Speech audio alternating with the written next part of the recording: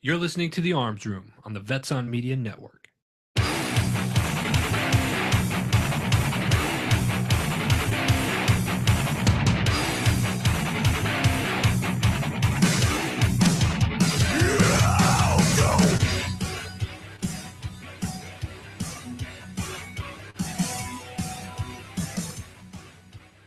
All right, you are on the Arms Room with Glenn and Adam. Woo! Morning, gentlemen. Adam, it's so great to see you behind the producer's desk again. I've missed you in a terrible way. We do miss Mason, though. Mason is off in the land of U.S. Army training. I think he's learning how to be a better ticket writer. No, he's learning how to be an NCO right now. Oh, is he? That's what they say, Yep, but yep. it's actually a lie. So what do NCO MPs do? Do they write like twice as many tickets? No, they make sure that the non-NCOs write the appropriate amount of tickets. Or are they like over the control of like how many ticket books each person gets or something Yeah. like that? It's like an NCO. I think they have special duty with the either the colonel or the general's daughter. Oh, You know. hey now. Route row raggy. So we'll have to excuse Mason for what, next 2 weeks, 3 weeks? Next 2 weeks. Yeah. Today and next Monday. Well, Cool. Well, like I said, it's good to see Adam back there behind the desk. How was your weekend, Adam? it was. I've realized I had a friendly reminder.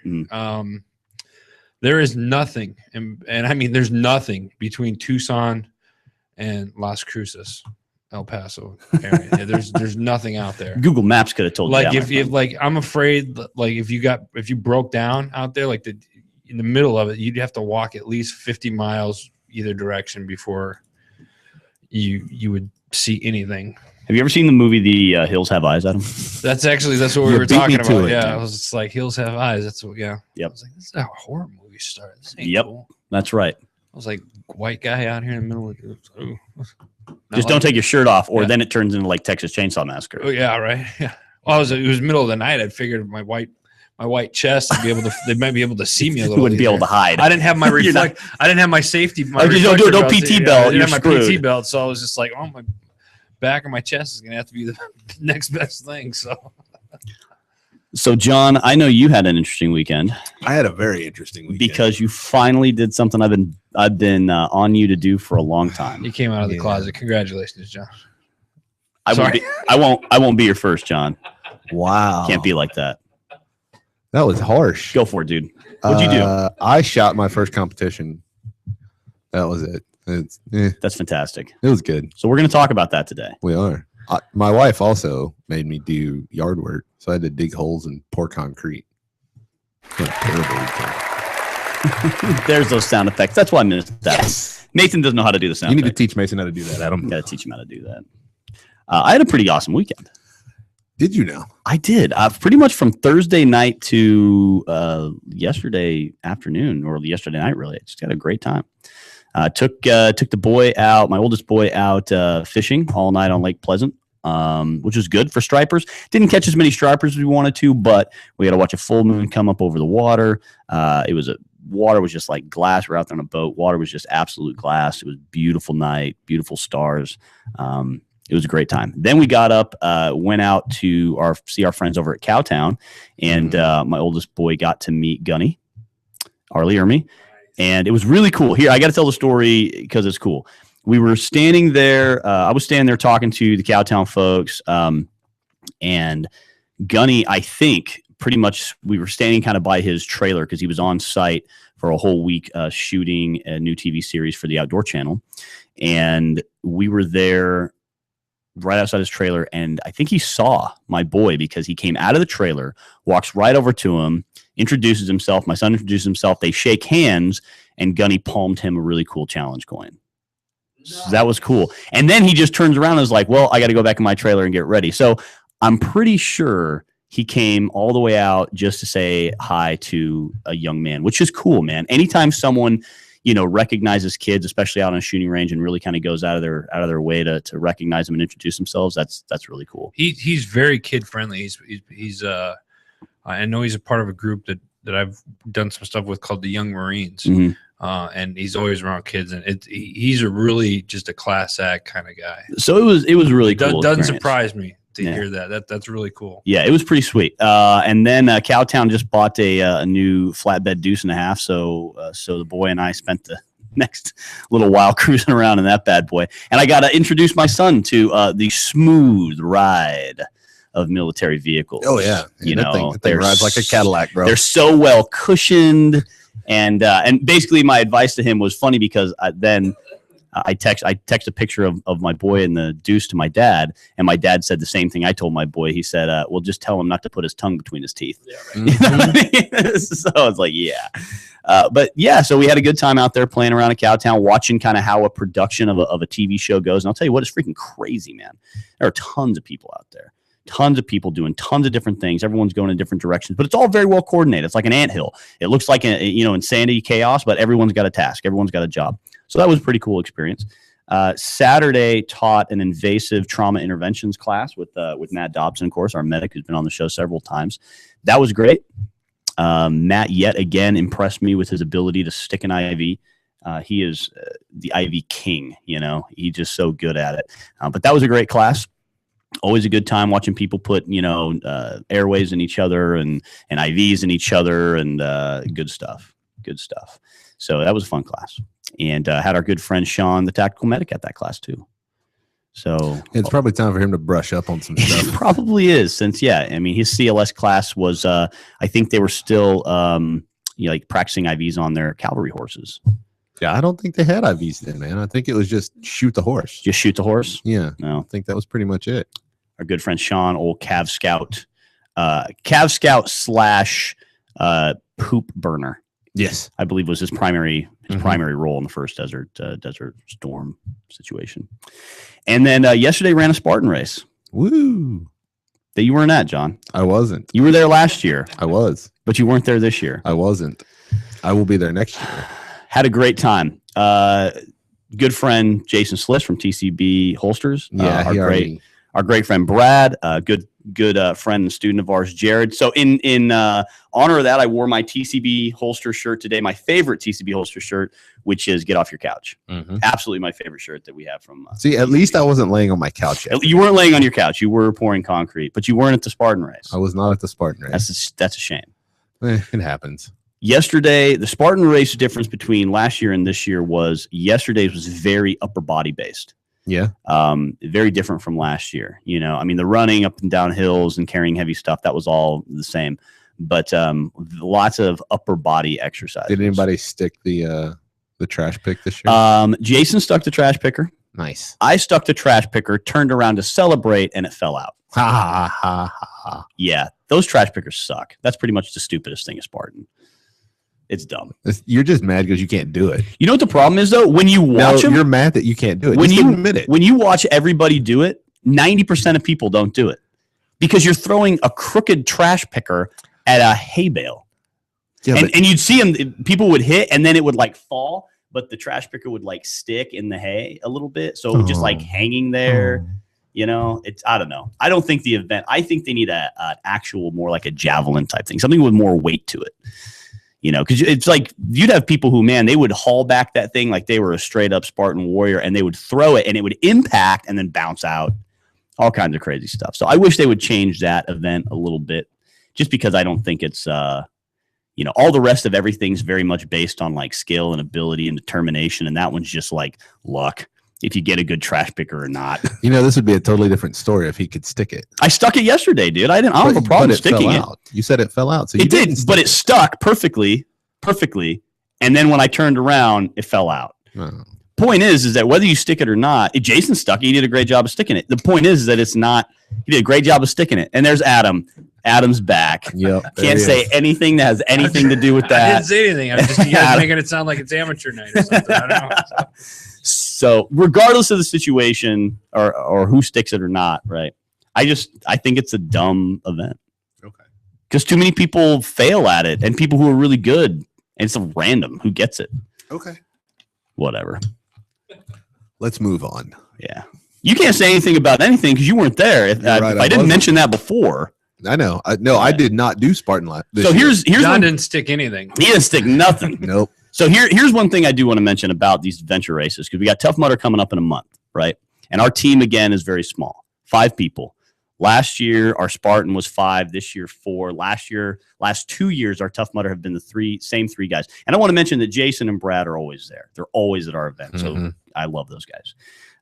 One thing I'll mention about these adventure races, thick, thin, tall, short, walking, running, whoever's there is a boss in my book, because they're there and they're working through the process and they're actually doing it. So all the people who said, oh, I'm going to do it. Oh, I could have done it. Oh, I wish I would have done it. Oh, this excuse or that excuse, whatever, like short of a family emergency or having to work at your job or something like that, during that time, you need to get out and try these things. People need to just get out more and try them, because you can talk all the crap you want. You can work out in the gym all you want. If you're not going to show up to these kind of events and really put your money where your mouth is, then, just stop talking. If you're a selfie CrossFit picture poster, stop and redivert that time and energy to actually showing up to some of these events and showing us what you're really made of.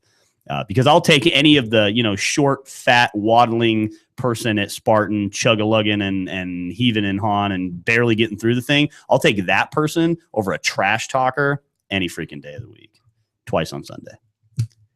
So very well. Yeah, consider that. Get out and try adventure races. They're fun, and they're for everybody. They're not just for the physical elite, as if you knew us, you would know that they're not just for the physical elite. So let's see. What do we got in the news? Anything awesome in the news before we get started on our show? Another incident of ignorance that turned into tragedy with Tannerite. Okay, tell me more. Where was it? Arkansas or Oklahoma? Oklahoma.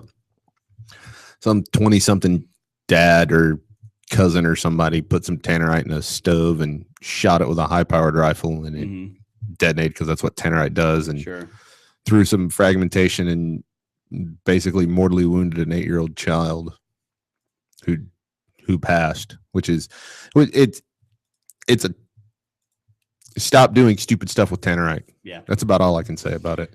If you don't understand how explosives work, stop playing with explosives. I think that's the biggest problem, though. And really, it was just a matter of time before this kind of stuff happened. Yeah. And it's just simply because people don't really understand, as you said, how these things work. If you encase something that explodes, the casing that you put it in is going to come flying at you at speeds of Mach, oh my God. Yeah. Which is a technical term. And you can't get out of the way. No. You're not going to dodge it freaking Matrix style or whatever. No. Yeah. All right. So be very careful out there. Especially we see a lot of people with Tannerite who are using too big of charges. Yeah. They're shooting these 2 and 3 pound charges inside, especially when they're inside of other objects, and they're doing it from relatively close. And they're being close way too close. Way too close. So yeah, please be careful. Other than that, let's get going with our topic. I can't think of any other amazing news that's going on out there. So in the studio with us today, we have our friend Derek. Good to be here. The man of many words. Man of many words. So Derek, how long have we known each other, Derek? Several years. Yeah, it's been probably 4 or 5 years now.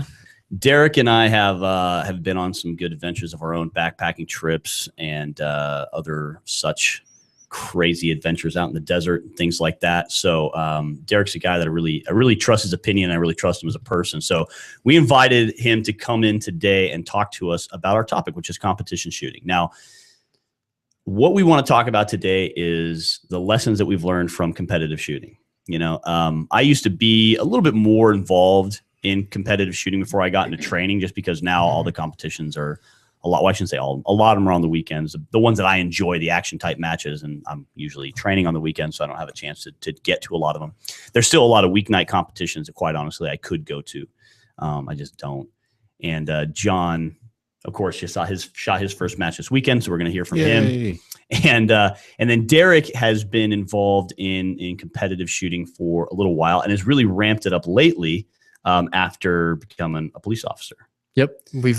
I'm very lucky. I've got some guys on my squad that I work with. They're active shooters. They like to shoot a lot. So it's easy for me to get out there. They yell at me if I don't show up, and I yell at them if they don't show up, and we make each other feel bad. So that's usually the best way to do it. Well, the interesting thing about shortly after you got out of the academy and you started, I started seeing your posts on social media stuff and started talking a little bit about competition shooting. You're like, yeah, we go out, do all this competitive shooting. I was kind of shocked because most cops that I know shoot, once or twice a year for qualification, and they call that good. Now, the interesting thing is you were a shooter competitively and recreationally long before you got involved in law enforcement. I like to shoot because I like to shoot. I mean, I think that's the reason why we met originally. Yeah. Is I like guns and you like guns. Yeah. But after I got out of the academy, I realized how much of a perishable skill shooting really is. And competition shooting is awesome because you get under stress, you get to shoot different scenarios that you never would just by going out in the desert plinking with your friends. Plus you have good old fashioned, your buddies making fun of you. And that always is, competition, we're trying to beat each other out. And so it makes it interesting. So how many people do you see in the competitions that you shoot, which are mostly pistol comps right now, right? Yeah, right now it's especially just because of the schedules that we work, where we can squeak in usually like Tuesday night steel out at Rio Salado is really where we end up spending most of our time. So when you're shooting for competition, how many other law enforcement officers, percentage-wise, would you say are out there? It's a pretty low number. I've actually been surprised lately, though. We've actually seen some guys from different agencies around the valley that have been showing up. Unfortunately, we stick out like a sore thumb when we're out there, so it's usually easy to spot each other. Right. But correct me if I'm wrong, but aren't those, like, I always looked at that thinking, man, if I was a cop and I was going to call on someone for backup, like the dude that really knows how to shoot and wants to learn how to shoot better and improve his skills, like that's the guy I hope shows up. Definitely. And like I said before, I'm very lucky with people on my squad is they like to shoot. I know I trust them. Any scenario that we would go into that may turn bad for any of us, I would never hesitate with those people. So what are the lessons that you took from competition shooting into qualification? Because I think you text me like the day of your qualification, you were all pissed because you missed it by like 1 point or something, right? Well, no, I missed a perfect qual by 1. You missed a perfect qual. Yeah. I should. And you didn't miss a qual. You missed a perfect qual by 1 point. I missed a perfect qual by 1. And it's funny is because shooting, technically, if you break it down to what it really is, it's not hard. Right. But it's your mind. And then I'm pretty hard on myself a lot of the time. So I expected to go in there and do really well and be perfect shooting. And of course, it's always the guy that never shot before the academy because he's not stressed out. I mean, and stress is a huge thing when it comes to shooting, especially in law enforcement scenario where, unfortunately, I think we were talking before the show that our percentage of hits is pretty low. And so when you get your brain and your body used to shooting in stressful situations, it definitely eases when that time comes. So makes it a little easier. So what are some lessons that you took from previous competitive shooting? Because I know you and I have shot in like rifle competitions before. Obviously, some handgun stuff is what you've done.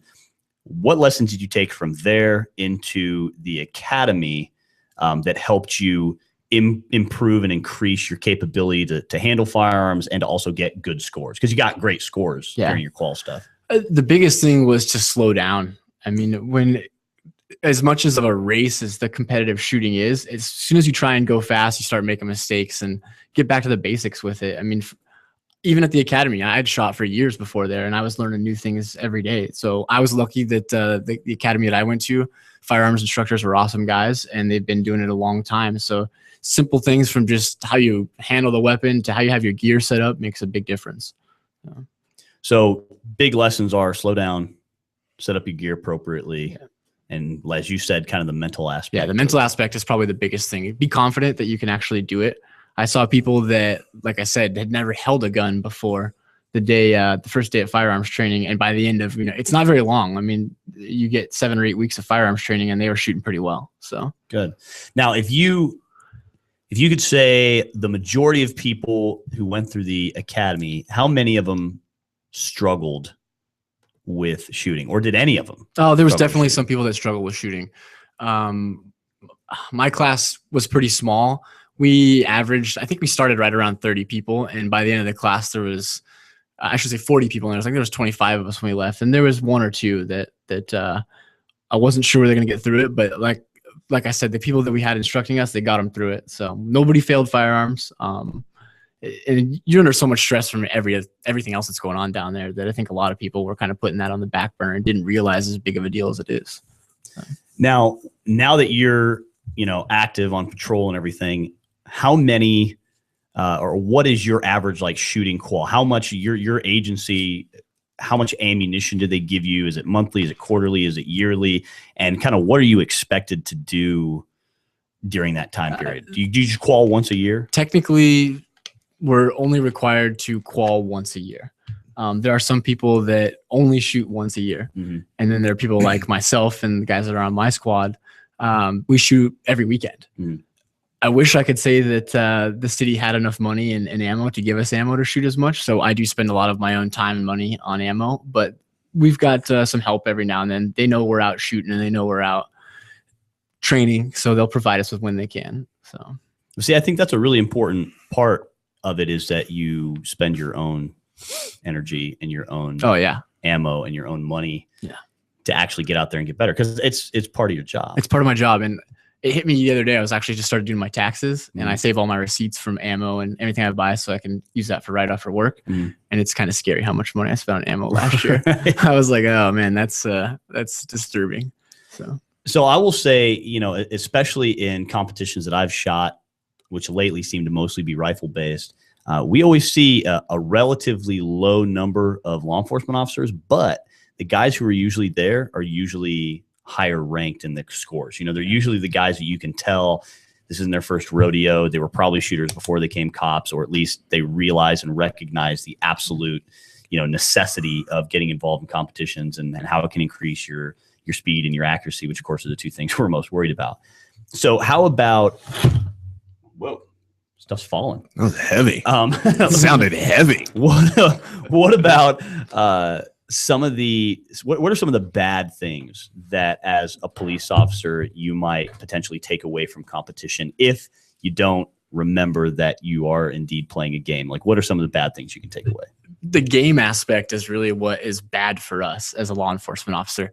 The thing that sticks out in my head is a couple weeks ago we were shooting Tuesday Night Steel, and we were shooting an array basically from cover. And you shoot both sides. You shoot two targets on each side, but you don't really move. You're stationary and you're just shooting around the cover. And I was watching the video when I was done, and as I was reloading, I was just hanging my body out from cover. And my friends, my guys on my squad, they were like, "What are you doing?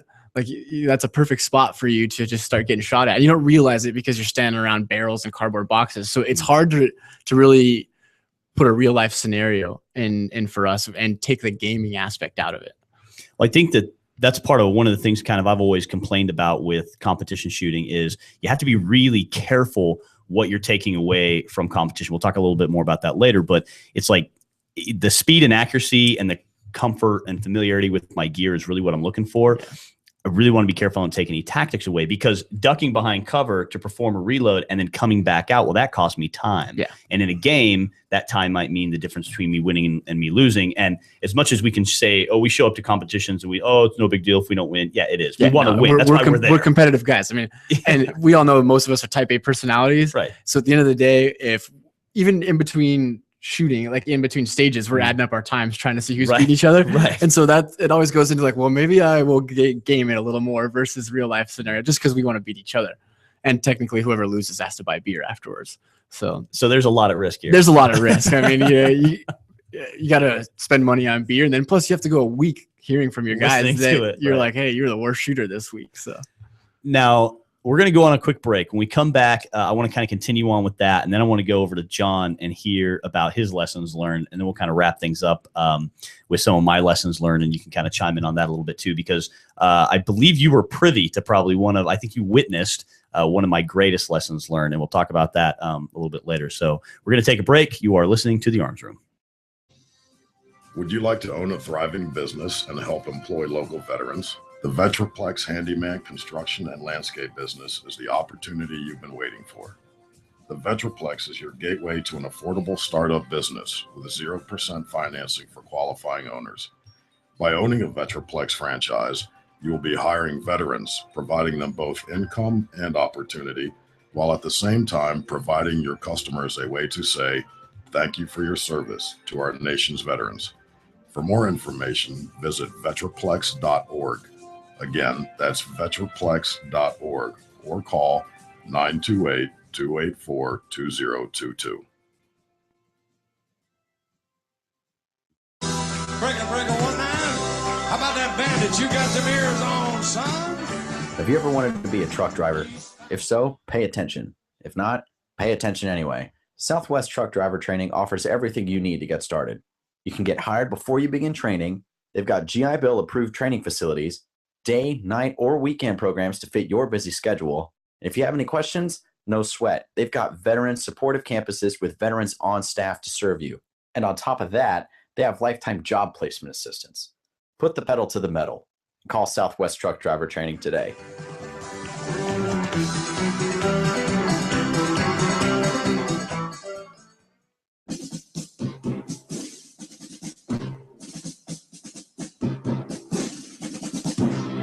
Everyone's going to need an attorney at some point in their life. I'm no different. Hey everyone, it's James from Vets On. Whether it was my last will and testament before deployment or my ongoing custody battle for my children during my divorce, I needed help, so I lawyered up. If you need help, I urge you to contact Capstrom Law Firm. Capstrom Law Firm in Springfield, Missouri services clients throughout the state in criminal law, personal injury, and family law. With over 13 years practicing law, Tom Capstrom understands both law and court procedures and how stressful they can be. Let Tom Capstrom Law Firm and his dedicated staff take the stress and worry out of a difficult situation by calling him today. We feel so strong about the work that Tom and his staff are doing that he'll be a monthly guest on the show. Tom is a veteran and a listener, for God's sake, so you know the guy is solid and will fight for you. Give Tom a call today by calling 417-864-0552 or email Tom at capstromlaw.com. And don't forget to tell him that Vets On sent you. The choice of a lawyer is an important decision and should not be based solely upon advertising.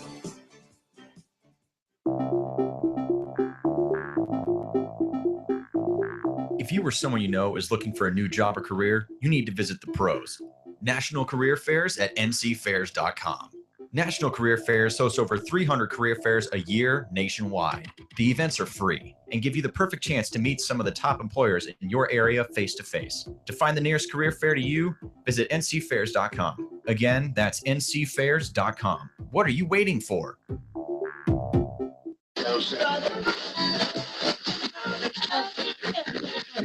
You're listening to The Arms Room on the Vets On Media Network. All right, you're back on the Arms Room. Today, we're talking about competition shooting and the lessons that we've learned from it. Real life lessons, not how to be necessarily a better competitive shooter, but how to take competitive shooting and apply it to the rest of your life. And we've got Derek in the studio with us, who is a law enforcement officer and who was a shooter before he was a law enforcement officer. And so we're talking about kind of some of the lessons that he's learned specifically. And we left right before the break talking about some of the bad tactics, so to speak, that you may pick up in competition that you have to be very wary of.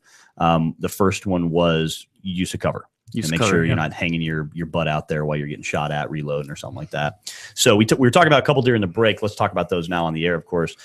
Your gear, your equipment, how it's set up. We were talking, as a law enforcement officer, out of everything you wear on your belt, out of everything you carry around, the gun is really the least likely thing you're going to need on a day-to-day basis, but it still has to be perfectly set up. So if you do need it, you can get to it in a jiffy. Yeah. And it's the most, I think it's the most important piece of gear on there. End of the day, it's really the only thing that keeps me from not going home at night and going home at night. Right. I mean, is that piece of equipment. And so that being said, I train as much as I can, but I use everything else on the belt way more than I do the weapon. So you have to set everything up to where you're comfortable daily, in and out of cars, in and out of buildings, whatever you're doing, but also it has to be ready to go when you need it. But you competitively shoot with your duty belt on. I do. I competitively shoot with my duty belt on. And I would say out of the percentage of law enforcement officers that I see at the range, I would say a good percentage of them do, or they have one that's set up maybe in the same aspect of their duty belt. They're just not carrying everything around. Now, that being said, I empty mine out when I shoot the matches with it. No need to carry your taser and yeah, I don't want to carry all that crap around with me. But I do leave everything in the same position as if it were everyday use. Do you feel like that affects your times? The duty belt? Yeah. Of course. I mean, because just the way that our mags are set up, I have the retention higher because, we have to remember we're jumping over walls, crawling through stuff or whatever, running. And one of the first days by myself, it just reminded me that I actually got in a foot pursuit and I go chasing after a guy that went running from me and both my spare mags went flying. Hell yeah. And so, and I was like, what just fell off? And I wasn't paying attention. And I was like, I knew something flew out of my duty belt. And I was like, I don't know what that is, but I'm not going to go looking for it now. And of course, after we caught the guy we were chasing, I looked down and I'm like, oh, both my mags are gone. And I was like, that's not good. Did you find him? I did find him. Yeah, I did find him. Someone walked by, free ammo. Yeah, woo. And back then the ammo was like, $100 a round. So it's some good money laying on the ground. Wasn't the best of neighborhoods either. So Now, just kind of as a side question, do you, when you're off duty, do you carry the same firearm that you carry on duty? I do. Just from familiarity Yep. purposes? I conceal my issued 22 off duty. Depends on what I'm doing. If I'm out hiking, doing something like that, mountain biking, I'll carry a 23 with me, but I still carry that on duty with me as well as a secondary. Cool. And of course, Derek's talking about the Glock 22, Yeah, Glock sorry. 23 for anyone not familiar with the Glocks. But yeah, that's cool. I'm always curious, all the different cops I know, some of them do, some of them don't. Some of them are like, yeah, on duty, I carry this giant manslayer. And then, off duty, I carry some little 380 pocket pistol. I'm like, I mean, I'm not a genius or anything, but that seems like a bad idea. I'm just comfortable with it. I know that if I was put in a situation on or off duty that I could get out of it or handle it with that, and I'm comfortable, so I choose to carry it off duty. Now, there's some other tactics, that you can kind of pick up, or techniques, maybe even is a better word, that you may pick up in competition shooting that are bad for you in real life. And the other thing we were talking about during the break was standing in the box. Yeah, standing still, especially when you're reloading, is a terrible idea. Multiple targets in front of you. Yeah, I remember when I was shooting IDPA, one of the things that used to drive me bananas was going into a box and standing there, and there's 3 targets in front of you, and you have to shoot them all, and you're just standing there in a box in the open shooting 3 different targets in front of you. And I was like, man, this is in the real world. So bad. This is such a bad So idea. bad. Yeah. I remember in a competition, you and I shot together a rifle match where we had to kick open a door and then stand in the doorway, right in front, and shoot targets. The fatal funnel. Let's just stay in the fatal funnel. We're just gonna shoot stuff. And I was like, man, it feels wrong. Such a bad idea. Such a bad idea. Yeah, such a bad idea. So there are some bad things. Anything else you can think of that you kind of pick up in competition that you have to be wary of using in the real world? Yeah, definitely. We talked during the break that getting rid of good magazines is a terrible idea, in my opinion. Typically, I try and run the gun down to 1 or 2 rounds before I'll reload, but every now and then I only get a certain number of rounds I get to carry when I'm working. And so I run the gun dry a lot. And I get a lot of crap from guys at the range because they're like, why, you're just slowing down and like getting back to that game aspect. But I may need every single round that I have. And I get, 46 rounds is what I get to walk around with. So I run the gun dry a lot. And then the other thing is shooting and moving. You see a lot of the competition people that even if there's a portion where you can shoot and move, they'll usually move, stop, and then shoot because it's faster. And when people try and shoot and move, you definitely see them start to struggle. So where you can tell people have trained actually to shoot and move and where people haven't. Right on. So we're going to shift a little bit over to John, and we're going to learn. We're going to hear his lessons learned from his very first competition, like real competition. And this was, I mean, I've shot on the clock and I've shot against you guys and stuff, Yeah. but I've never shot like a legitimate match.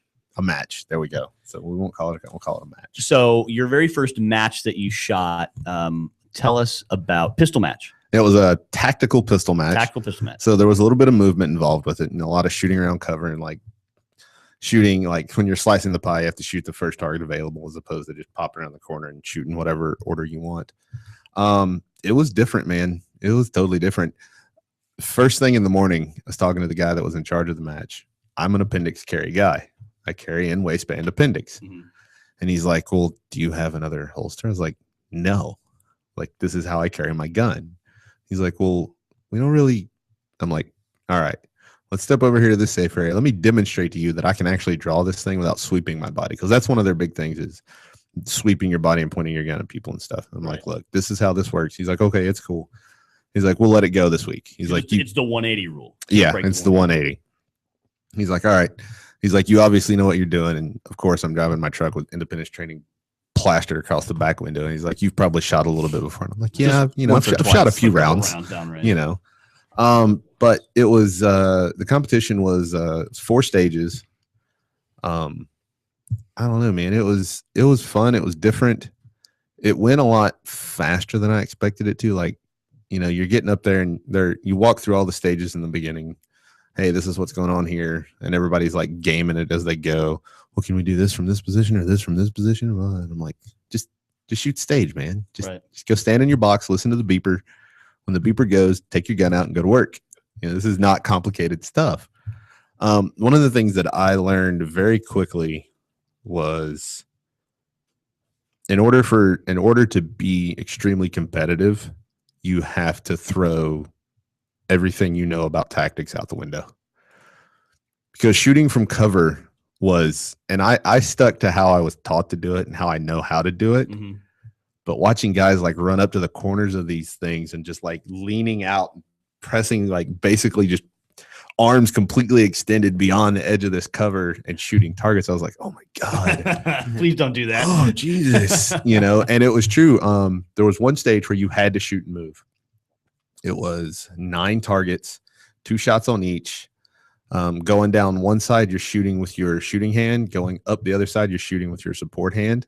So I was shooting at cross body the whole time, which was really awkward. And unless you have extremely high capacity magazines, you're doing a reload in the middle of that, which totally threw people off. And you'd see them do their reload and switch back to the other hand and things like that. So yeah, I mean, you could tell the people that had either 1, spent a lot of time in competition, or 2, spent a lot of time. What?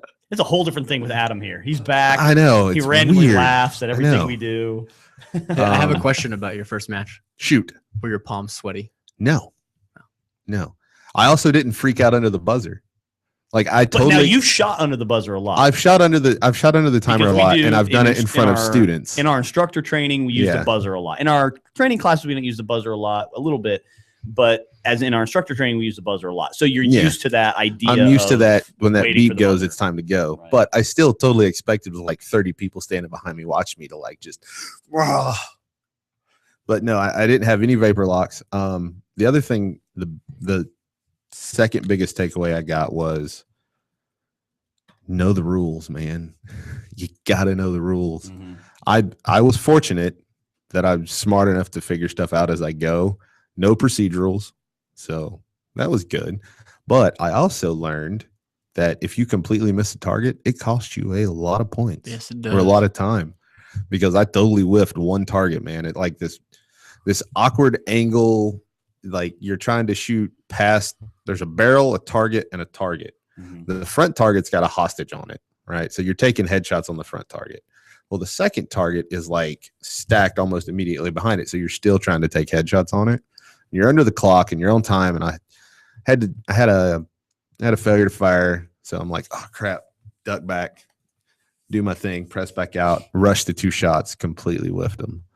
So, and then pay attention to what the stages are, because I almost screwed up one of the stages, because you had to go up, shoot, move over, shoot through a window, then move to the side and shoot around the cover. Well, I went up, shot around the first cover, moved all the way over to the other side, getting ready to press out. And I'm like, oh crap, out of the corner of my eye, I see this window. Oh, I got to go back over here and shoot this again. But See, that's one of the things, though, that I like about this kind of competition match shooting is that it tests your memorization skills. Oh, yeah. Because, like, there's things, I mean, even as a law enforcement officer, there's 1,000 things going through your head while you're dumping rounds into somebody. Obviously, in a perfect world, you're like, okay, I'm just focused on front sight focus and trigger compression. Yeah. But you're also thinking about your surroundings. Drop back. You're thinking about the guys next to you. You're thinking about your tactics. You're thinking Yep. about the incoming rounds. You're thinking about all the different things. And so part of what I like about matches is that as I'm moving through the match, as I'm engaging this target and I've successfully engaged it, I'm moving to the next one. I have to be thinking about, hold on, what is the order in which I need to do things? Yeah. Because sometimes you kind of have to think about, okay, there's this procedure I have to shoot this, and then shoot this, and I got to move over here, and I got to do that. And then there's this pop-up target, and I have to hit that. And while in the real world, you're not necessarily thinking about, okay, I have to memorize the order in which I shoot targets. There are things that are going to be going through your mind. oh yeah, And so it kind of helps you, in my mind anyways, it helps me to train my brain to where what I do when I'm match shooting is I'm focusing on this target that I'm engaging right now. Mhm. But as soon as that last shot leaves that I know is necessary, moving on to the next. my mind's re-engaging and going, okay, now we got to do this, this, this, and this. And then as soon as I'm back on target, now I'm focused back on Yeah. shooting. But then as soon as I'm done shooting, boom, my mind's back on. And so it really helps you to learn that mental control. And I think that's something that new shooters struggle a lot with. And speaking visual learning, I'm a big visual learner, and I like to watch people shoot the stage before I do. oh yeah, It makes a huge difference. I mean, Gaming it. going to the game portion, getting back to the game portion. Right. You watch some of the guys that are really good at it. They can shoot a couple of things. I mean, especially when you get poppers involved that are going to open up other targets. You shoot the popper, wait for it to fall, and you're engaging another target, and you go back to the target that get exposed. You're like, I would have never thought of that. right. I mean, and you have to be really confident in your ability to know you're going to get those hits in order to do that, or else then you get a failure to engage or just miss altogether, and that's where you start to really lose some time. And I think that one of the big things that you'll see with new shooters, in addition to forgetting the order, is they'll just totally skip targets. Yeah. You know, like almost like kind of like you did. I mean, Well, you'll see that where I didn't because skip a target. you I just gauged it. didn't, You just hit didn't the hit it. target. oh, you didn't hit it. Okay, all right. Total misses right over the shoulder. But you'll see a lot of like they're so focused on I did this little group, and then they look Yeah. over to the next group of targets and they move to it, and they'll run right past something that from, let's say, position 1 and position 2, you would expose another position. Only you're just so focused on this and then that you totally miss one. And that's how and that's a good missed situational awareness. That's how I almost missed that portal, Mhm. you know, that window. I'm like, okay, I got to do this. And then I got to go over and I got to shoot around these barrels at this weird angle across this bay. And I get over there and I'm like, oh, crap. I got to go back and hit these 2 out of this window first. But it was good, man. I'll do it again because it was fun. Which is going to be my next question. You can do this again? Yeah, I'm going to do it again. I may try to do something once a month or so just because of all the other stuff I've got going on. Sure. But it's for those who are in big towns. You know, I live about an hour to an hour and a half away, depending on which range I'm going to be able to get to these matches. And, you know, every week there's several of the ranges here in our area where they are doing Tuesday night steel, like what Derek does. They're doing Thursday night shooting events, all kinds of different things that you can be doing. And, you know, with me living a little bit farther away, I'm not going to make any excuses, but it is a little bit more difficult to try to get down here and shoot some matches because up where I am, there's just not really that many matches. They're just not. It's just too small of a town. There are a couple, but again, the ones that are there are typically on the weekend, which I'm usually working. That being said, if you're living in a bigger city where there's these matches and you can get out, even if it's just once a month, go do it. It is a lot of fun. I had a very good time. And the people there are great, right? Yeah, most of the people were pretty cool. And the group I was shooting with was seasoned. We'll call them seasoned. An older crowd. It was an older crowd. So I was like the second youngest guy there. And you're pretty old. Yeah, I'm pretty old. Yeah. So what? I did celebrate my birthday last week, though. You did? I did. I turned 35. I posted a fantastic picture. You did on your timeline for your birthday. I remember that. I digress. Way to go, guys. Yeah. Happy belated birthday. Thank you. Yeah. Thank you. Happy birthday, John. So I don't even know what I was talking about now. All I saw was Adam over here. You're talking about older people. No. He was mimicking your competition. Oh, the seasoned crowd. Oh, yeah. The seasoned crowd. No, everybody there was really cool. There were a lot of guys that you could tell this is what they did. Mm-hmm. You know, this was like their fun thing. And there weren't any super tricked out guns or anything. There was one super tricked out gun, but I know who owns it and I know how they got it and they got a smoking deal on it. So, but anyhow, it was good. It was good. There was one guy, the guy that ran the match was probably the best shooter out there. He was extremely seasoned and very competent in running his handgun. You see that a lot with the match runners because they're usually the ones who it was their idea to get this whole thing going, and it was their drive that keeps the thing going, and they're usually the most involved. This guy was running away with times, man. Like the first stage was 1, 2, 3, 4, 5, 6, 7, like 10 targets. He shot it in under 15 seconds with like one miss. Wow. Yeah. It was extremely impressive to watch him shoot. Interesting. So we got to take our last break. When we come back, I'm going to talk about some of the things I've learned in competition shooting. And during the break, our last break, I did confirm that Derek did indeed witness this life-changing event Epic I had failure during a rifle match. But we'll talk about that a little bit more when we come back from the break. You're listening to The Arms Room. Everyone's going to need an attorney at some point in their life. I'm no different. Hey, everyone, it's James from Vets On.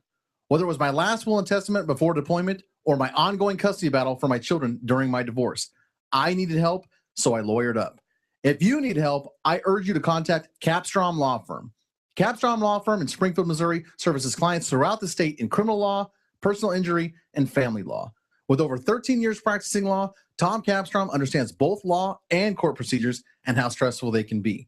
Let Tom Capstrom Law Firm and his dedicated staff take the stress and worry out of a difficult situation by calling him today. We feel so strong about the work that Tom and his staff are doing that he'll be a monthly guest on the show.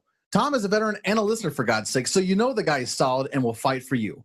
Give Tom a call today by calling 417-864-0552 or email Tom at capstromlaw.com. And don't forget to tell him that Vets On sent you.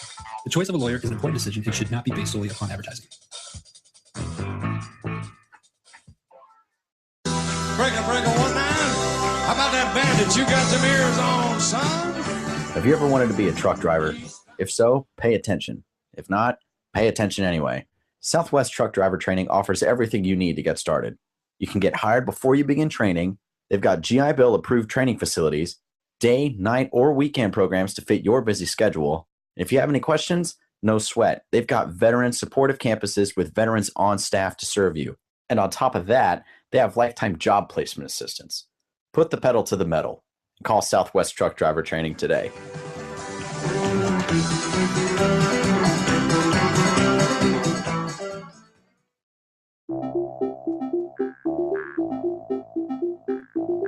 If you or someone you know is looking for a new job or career, you need to visit the pros.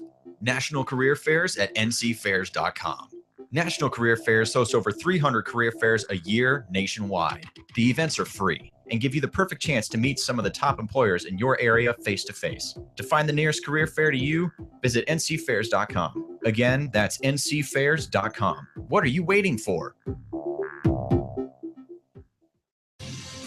Would you like to own a thriving business and help employ local veterans? The Vetraplex Handyman Construction and Landscape business is the opportunity you've been waiting for. The Vetraplex is your gateway to an affordable startup business with 0% financing for qualifying owners. By owning a Vetraplex franchise, you will be hiring veterans, providing them both income and opportunity, while at the same time providing your customers a way to say, thank you for your service to our nation's veterans. For more information, visit vetraplex.org. Again, that's vetraplex.org or call 928-284-2022.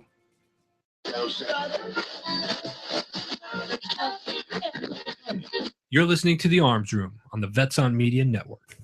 All right, you're back on the Arms Room. We're talking about competition shooting, lessons learned. We've got Derek with us, who's a law enforcement officer and has been talking to us about his experience in being a competitive shooter and kind of a recreational shooter before becoming a cop. John, of course, was telling us his experiences shooting his very first match this past weekend. And before we get to my it's not expensive either. It's not. Like I was a non-member of the club and it was like $10. Yeah.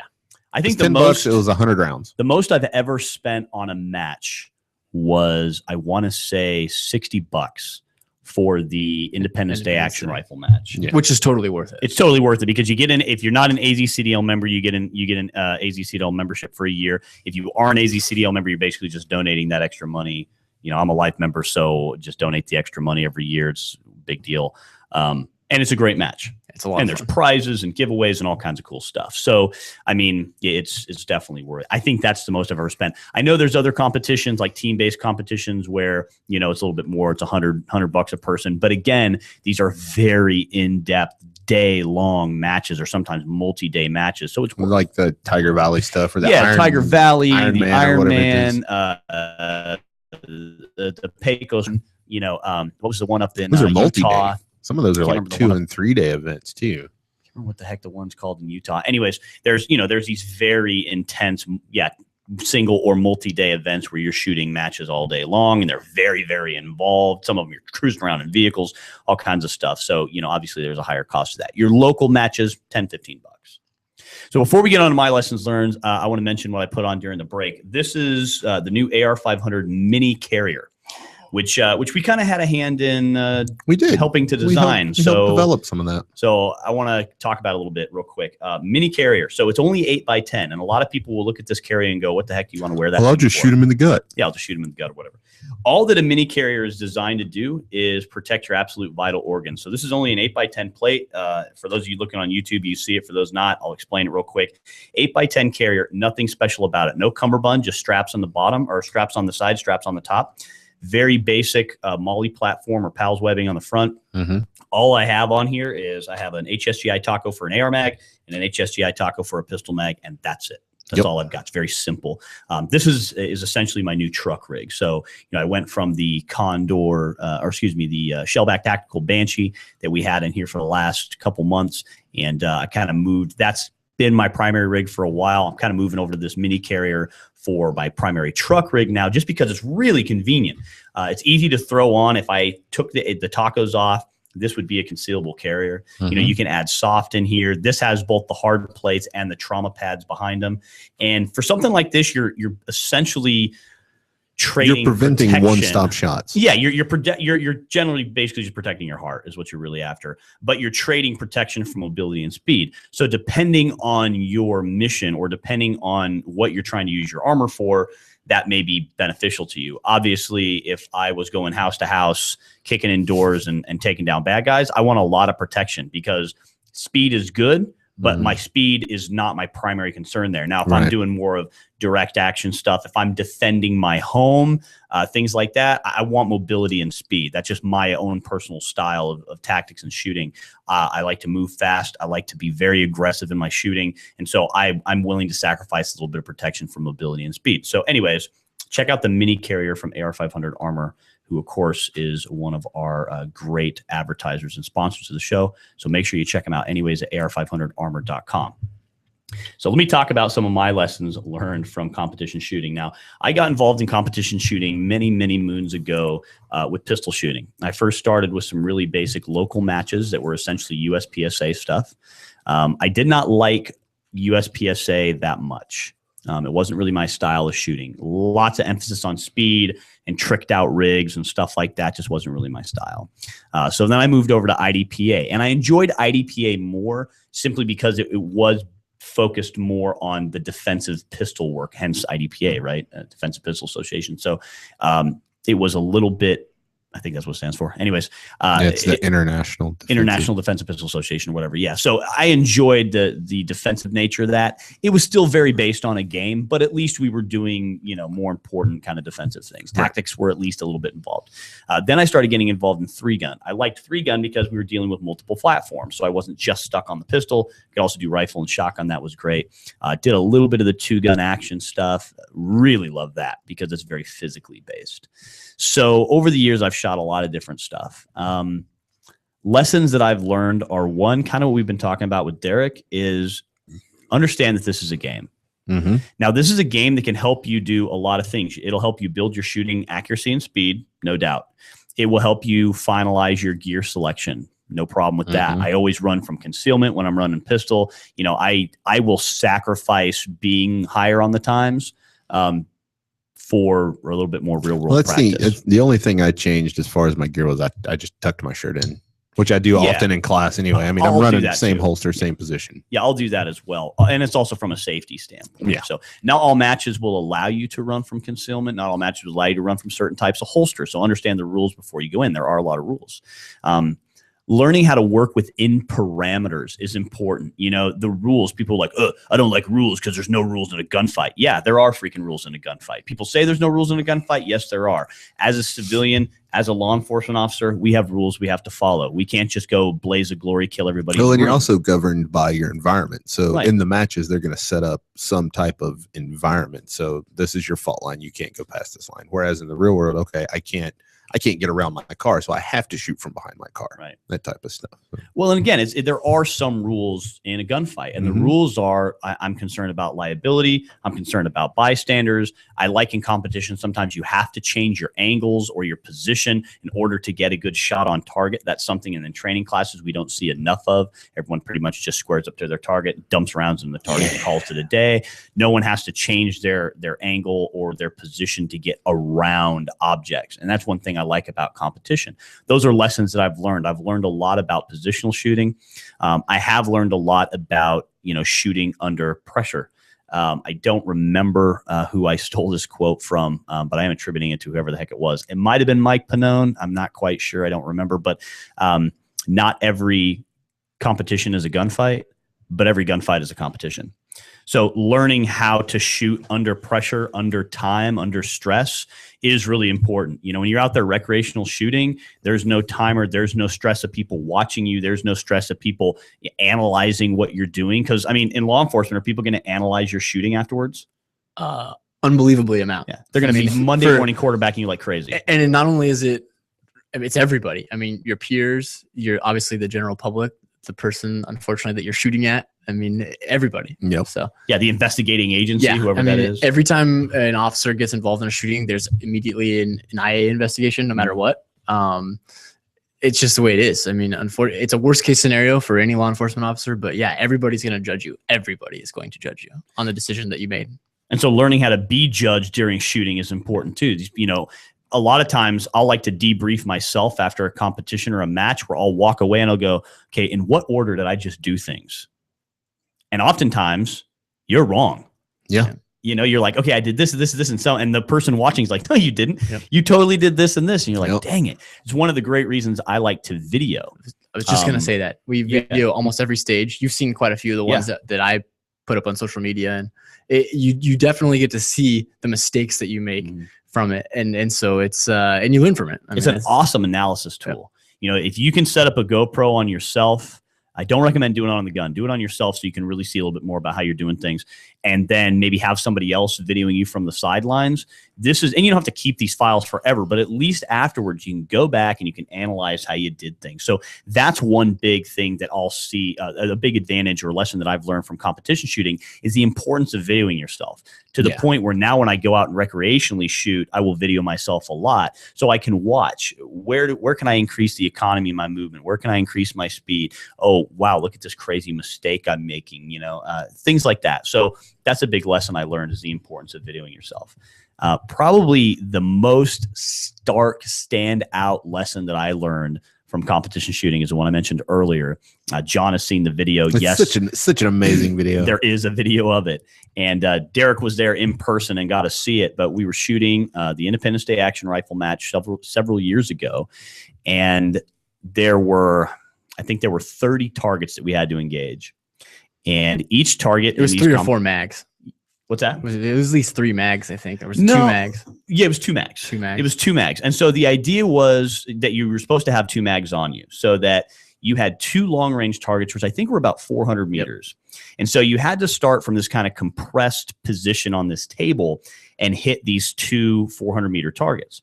And then you had to jump off the table, run over to this quote-unquote hallway where there were all these targets to the left and the right. You had to shoot through some windows. You had to shoot around some obstacles as you were proceeding down this hallway. You kind of felt like a Rambo. It was kind of a Rambo stage. Yeah, I mean, you're just shooting everything. And there were 14 targets, okay, that had to be shot. Yeah, that had to be shot on the move, right? Which means if you're going to put 2 shots into each target to guarantee that you get the points, then you need 28 rounds. And I carry in my AR magazines 28 rounds. So I fired, I think, 4 or 5 rounds at the 400-meter targets before I dumped them both. And then as I'm running, okay, from the table to the hallway, my little brain's thinking, how can I game this, right? And instead of sticking to the real world tactics that I knew, which as Derek mentioned earlier, is run to bolt lock, because I can perform a speed load real fast. So if I can perform a speed load real quickly, I'm not going to lose that much time. And I can do it like between targets. Instead, I think, hey, between point A and point B, I should perform like a magazine exchange, right? So I do a really stupid move and I think I'll just dump this one on the ground and very quickly throw the other one in. And then when I get to those targets, I'll have 28 rounds, 14 targets, 2 rounds each. Boom, I'm in, right? I perform the magazine exchange, drop the one magazine on the ground, throw my full magazine in. My gun's still kind of angled. I get to the very first target, bring the gun up to bear, and what happens? Yeah. Magazine falls out and hits the deck, right? Because I did not on the move, under a little bit of stress, under the timer. I go to throw that extra magazine in, and I don't lock it into place. And so when I bring the rifle up to bear, and in that video, there's like this moment as that thing's falling to the ground. You actually see it in your face. You're like, oh, yeah. I realize what's happening. So then it totally throws off my whole thing. I have to reach down and grab the magazine. I step out of the box, and you can't shoot when you're out of the box. So I step out of the box to grab the magazine. I'm trying to maintain that 180-degree safety thing so I don't, sweep anybody. I'm getting my magazine locked back into place, dropping the magazine. It hits the deck. One of the rounds pops up. And so it all looked very hairy, man. Like, so you were then just I have to strip the top round off. I got to jam it back in the gun. Now I'm down one round, which means I have to get an A zone hit on at least one target because now I don't have enough rounds, and my other magazine's freaking sitting in the dirt, which is like what Derek was talking about earlier. Bad idea. Finally, I get the thing locked in. I start engaging targets. I'm fast enough where I was still able to keep up, but that stage alone, from a competitive standpoint, It killed you. took me from first place in the competition to second place in the competition. And from a real world standpoint, might have equaled me getting ventilated heavily. Mm-hmm. Because now not only did I not have enough rounds technically to complete what I had pre-gamed in my mind to complete, but my reload is sitting back there in the dirt. And I've now dropped the magazine in my primary firearm, having no secondary to go to because it's a rifle competition. And I'm screwed. I mean, I have to bend down. I have to pick up my magazine. It's all kind of discombobulated. I got to strip the round that's sticking straight up on it because it got too much impact, and load it in and clear it, make sure everything's good to go. I mean, it cost me several seconds to make that happen, which in the real world could mean the difference between, as Derek said earlier, going home and not going home. Mm-hmm. So out of all the lessons I've learned in competition shooting, that was the most important. And it wasn't don't do a magazine exchange on the move. Yes, that was part of the lesson. The lesson was stick to the techniques that are the correct techniques to use. Don't try to game it. Train. Yeah, and train. And train. I mean, whatever works for you, great, but train.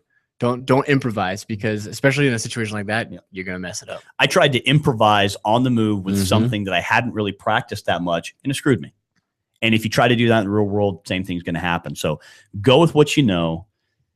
Gaming the game is good. Trying to figure out how to, shave a couple seconds here or whatever, that's all good. But in my personal opinion, if you're playing the game to just play the game, which I know competitors who only shoot for fun, and at the end, they put their guns away. They don't carry defensively. They're not a soldier or a cop or anything. They're like a lawyer or a doctor or an IT guy or whatever. And they don't really carry a gun on the side. And that's fine. It's what we refer to as bullet golf, right? They're just playing golf with bullets. That's their recreation. That's fine. But for anybody who's out there carrying defensively or using it in law enforcement or military, be careful about putting winning above doing the right thing for the real world, because, man, you can really get into competition. You can really start getting good. And the next thing you know, you're building bad habits. And then you try to use those bad habits in the real world. It can cost you. It can cost you time, and cost you energy, and certainly cost you life. So any final things you want to say, Derek? Oh, thanks for having me. It's been Absolutely, a good day. Man. Thanks for coming in and talking to us about some great lessons learned. John? I don't know that anybody from the club watches, but the Wickenburg Sportsman's Club, thanks for having me out, guys. Appreciate it. Hopefully we'll see you guys out there again. Right on. So we can't encourage you enough to get out, and all our listeners, get out and try your first shooting competition if you haven't. If you're shooting competition right now, keep doing it. Do it well. Next week, we're going to have another guest in the studio, Matt Shazda, who's a great friend of ours, used to be an instructor with us, and is actually going to be starting his own show on the Vets on Media Network. And he's going to be on our show talking to us about how to live a prepared lifestyle and divert and avoid trouble without any use of guns. We're going to try to not say gun on the show next week. Oh, my goodness. Which will be tough for us because we are at the Arms Room. Wow. But he's going to be in here talking to us about that. So make sure to tune in. It's going to be a really great show. Until next time, stay aware, stay safe, and train hard. You've been listening to the Arms Room. The